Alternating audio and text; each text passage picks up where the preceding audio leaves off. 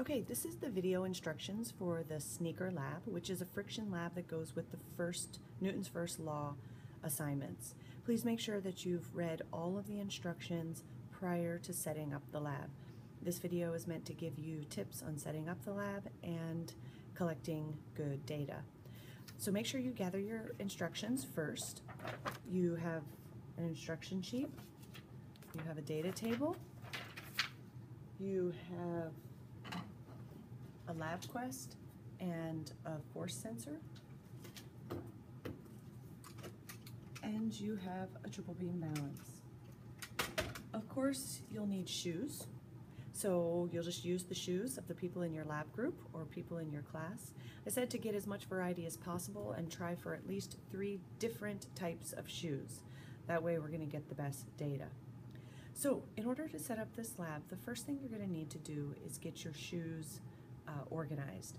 We're going to try to level the playing field so that the only variable in this experiment is the sole of the shoe, where we're actually testing the friction of the sole of the shoe on the table.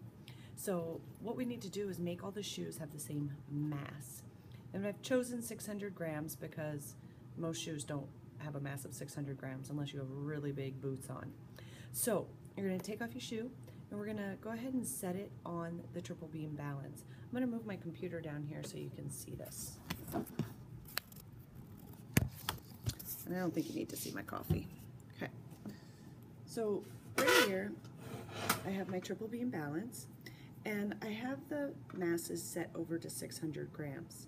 That's because I want my shoe to balance out to 600 grams, so that when I put my shoe on the balance, at first it's going to be all the way down because my shoe is not going to weigh 600 grams. Then what you need to do is just add some stuff to your shoe, and I have a whole bunch of random materials for you to add to your shoe. It doesn't really matter what you put in there, but you want to put them in there until they get to balance out to about 600 grams. So mine's pretty close here. I think I'm just going to add a couple little more things in there. It doesn't have to be absolutely perfect. So mine's pretty close right there. You can see it balancing out to about 600 grams. Don't spend tons and tons of time getting that. It just needs to be close. The next thing we're going to do is we're going to test 3 different types of friction for our shoes. We're going to attach this force sensor to your shoes. This reads the force in newtons on your LabQuest, and it works because this little hook here, if you pull it, it senses the force. It really is quite sensitive, so please be very gentle of it. This is just a handle, so instead of holding it by the block here or by this, you're going to hold it by the handle. Now you're going to want to hook this force sensor onto your shoe. You'll notice that there are no good places for me to hook onto this shoe. It doesn't work very well to hook up here because you'll notice as soon as I start pulling, it just tips it over. So the best thing is to pick a point of attachment that's down low on the shoe. Well, what if yours doesn't have them? Sometimes sneakers and other things have loops and hooks on them that work really well. If your shoe doesn't have one like mine, we're going to do some really high-tech things here, and we're going to attach a paper clip to it. So I'm just going to go ahead and attach a paper clip to my shoe with some masking tape. Usually works just fine. So now I have a little hook to pull my shoe with. I'm going to tilt this down just a little bit more. Now we're going to test 3 different types of friction, and the different types of friction are going to determine how you have your shoe hooked up and how you pull it. So make sure you read the directions carefully and follow these instructions before collecting your data. So the first type is static friction. Static friction is the friction that keeps you still or static. So the static friction is working between my shoe and the table right now. And what I want to do is see how much force would require for me to get that shoe moving, which would essentially be equal to the amount of static friction acting. So when I get going, I'm going to attach my paper clip or attach the force sensor to the front of my shoe, and I'm going to pull on my shoe just until it starts to move. So I'm going to just gentle, steady pull just until it starts to move. As soon as it, at that point right before it gets into motion, is the number that you want to record.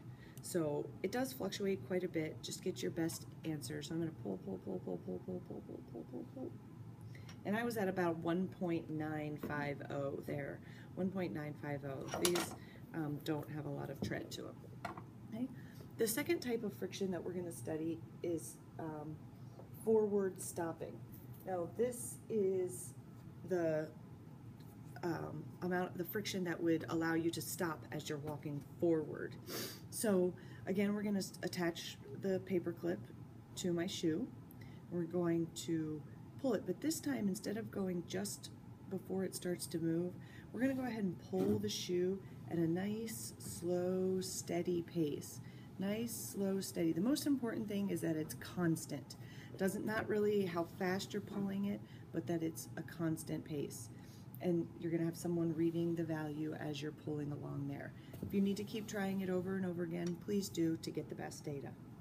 Now the last one is sideways stopping, and that would be if you were trying to, especially maybe if you're on the basketball court and you were trying to make a sideways move where you're going to stop sideways. We're going to attach the paper clip to the side of the shoe. Do the best you can here. Remember, low down is good. And we're going to do the same thing that we did with the forward stopping, and that we're going to pull it at a nice, slow, steady rate. So instead of pulling it from the front though, we're going to pull it from the side. If you need to get a new piece of tape, that's fine. So you're going to pull it along. The trick here is that you want it to be nice and constant and steady. And I need a new piece of tape, but I think you have the idea. So once you do those 3 types of friction for each type of shoe, you will go ahead and clean up. Please make sure you return all the little itsy bitsy pieces that you put in your shoes back to the correct bins. Make sure you unplug the LabQuests and force sensors and put them back where you found them. Good luck.